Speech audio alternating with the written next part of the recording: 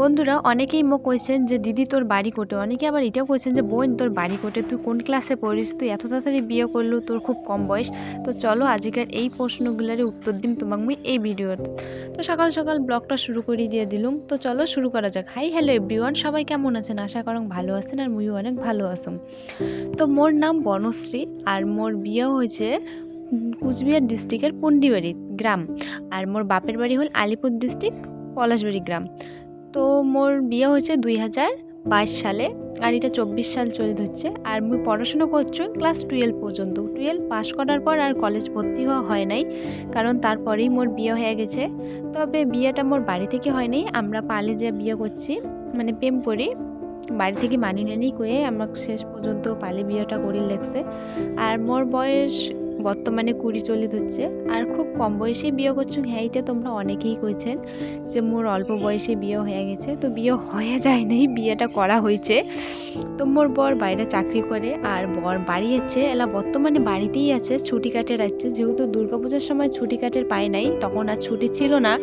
তো যখন আমার কুচবিহার, তো অনেকেই জানেন যে কুচবিহারের বিখ্যাত রাসমেলা, তো রাসমেলার সময় বাড়ি আছে, তো এলাম বাড়িতেই আছে। আর কয়েকটা দিন মাত্র ছুটি আছে, ছুটি কাটার পর তারপর বর আবার চলে যাবে।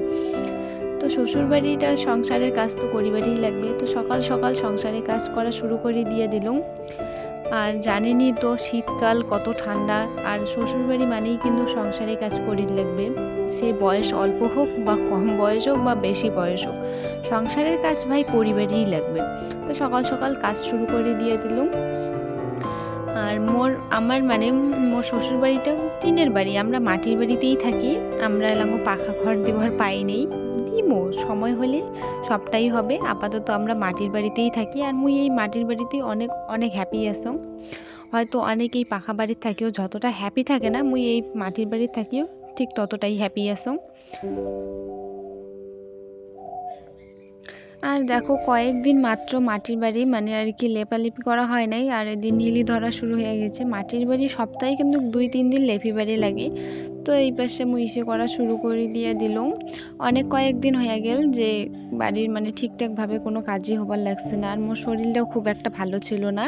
আর তার মধ্যে বর তো বাড়িতে আছে, আর ঘোরাফেরা তো চলিবারই ধরছে, আজকে এটে যাই কালকে ওটে যাই, তার জন্য আর এই বাড়ির কাজগুলো করাই হবার ধরছিল না। তো এই পাশে বাড়ির কাজ করা শুরু করে দিলাম। আর বর কালকে রাতিতেই মোক কইছে যে আজকে সকাল সকাল কুচবিহার যাবে, কারণ কুচবিহারত বরের অল্প কাজ আছে। তো সকাল সকাল রান্না বান্না আমি করে দিছো, বর খাওয়া দাওয়া করে কুচবিহার চলে গেল। আর বর বিড়ি যাওয়া মানেই অর্ধেক ঝামেলা শেষ, মানে খাওয়া দাওয়ার আর কি। তারপর মুই কাজকর্ম শুরু করে দিয়ে দিলাম।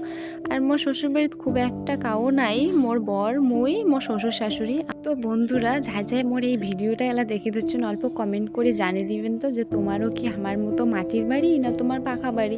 মাটির বাড়ি হইলে অবশ্যই অল্প এখানে কমেন্ট কইয়া যাবেন। আর আজকের ভিডিওটা ভালো লাগলে অবশ্যই মোর চ্যানেলটা সাবস্ক্রাইব করে দিবেন। বন্ধুরা তাড়াতাড়ি ফটাফট করে মোর 1K সাবস্ক্রাইবার পূরণ করে দাও প্লিজ।